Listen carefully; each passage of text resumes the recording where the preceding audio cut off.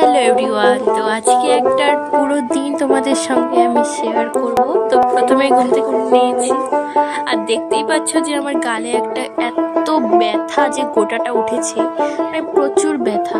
তো তারপরে আমি মুখ ধুয়ে যাবতীয় যা কাজ ছিল সেগুলো সারার পর আমি এই যে একটু গোপাল ভাঁড় দেখে নিচ্ছি, যেটা না দেখলে আমার সকালটা একদম শুরুই হয় না। তারপরে দেখি মা আমাকে আবার খাওয়ার জন্য এদিকে ডাকছে।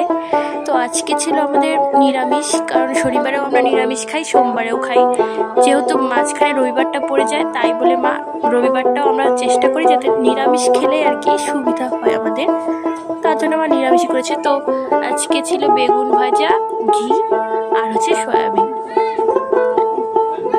তো সকালে আমরা খাওয়া দাওয়া করেও নিচ্ছি, আর যেহেতু ঠাকুমারা বাড়িতে নেই, ঠাকুমারা বলতে আমার দুজন ঠাকুমা, তো দুজন ঠাকুমা হচ্ছে গেছে পিসির বাড়িতে। তো এখন আমরা